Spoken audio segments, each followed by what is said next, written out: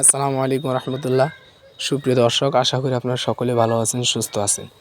দেশ ও প্রবাস থেকে যারা আজকের ভিডিওটি প্লে করছেন সকলের প্রতি আন্তরিক শুভেচ্ছা অভিনন্দন। দর্শক বন্ধুরা, মক্কা এগ্রো নতুন একটি পর্বে আপনাদেরকে স্বাগতম।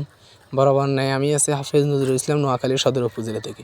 তো প্রিয় দর্শক, ভিডিও শুরু করার একটি কথা, অনেকে আমার কাছে 15 দিন 1 মাস একদিন বয়সী বিভিন্ন বয়সী ফার্মে মুরগির জন্য ফোন দেন। তো তারা হচ্ছে যে এই মুহূর্তে আমাদের কাছে অ্যাভেলেবেল ফার্মে মুরগি আছে। সাধারণত 1.5 মাসের আছে কিছু এবং 1 দিনের আছে। তো বাংলাদেশের সব জায়গায় কিন্তু আমরা ফার্মে মুরগি ডেলিভারি করে থাকি। স্ক্রিনে দেওয়া নাম্বারে যোগাযোগ করতে পারেন। তো আজকের মূল ভিডিওটি হচ্ছে যে ফার্মে মুরগির প্রধান 3টি রোগ নিয়ে আমি আপনাদেরকে আলোচনা করব। সাধারণত ফার্মই না, যে কোনো মুরগিতে এই 3টি রোগ বেশিরভাগ আক্রান্ত হয়ে থাকে। তো তার মধ্যে অন্যতম রোগ হলো যে রানীক্ষেত। এখন আমি রোগ সম্পর্কে আজকে বিস্তারিত আলোচনা করতে পারবো না, ভিডিওটি অনেক দীর্ঘায়িত হয়ে যাবে। তো সাধারণত রানীক্ষেত রোগ হলে কিন্তু মুরগি বাঁচানোটা অনেকটাই কঠিন হয়ে পড়ে।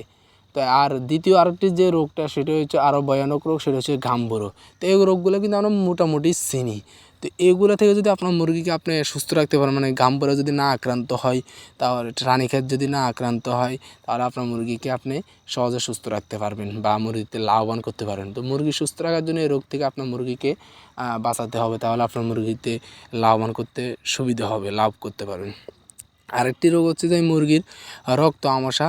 তো রক্ত আমাশাটার জন্য সাধারণত কোন ওষুধটা ব্যবহার করবেন, আমি যেটা ব্যবহার করি আপনারা চাইলে কিন্তু ওটা ব্যবহার করতে পারেন।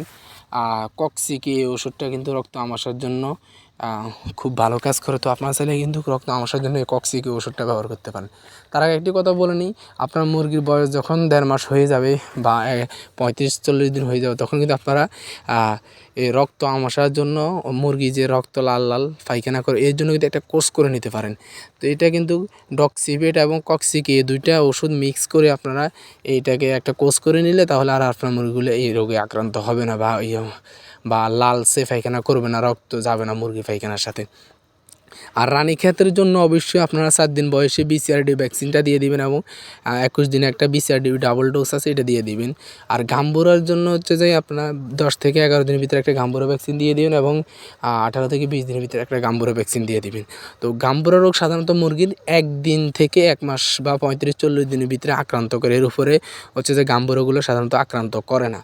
আর রানীক্ষেত যেটা, সেটা হচ্ছে যে বাচ্চার 1 দিন বয়স থেকে শুরু করে, অর্থাৎ ডিম থেকে ফুটার পরের দিন থেকে একদম মৃত্যুর আগ পর্যন্ত, বয়স যদি 1 বছর 2 বছর 5 বছর যতদিনে থাকুক না কেন, রানীক্ষেত কিন্তু যে কোনো সময় আক্রান্ত করতে পারে।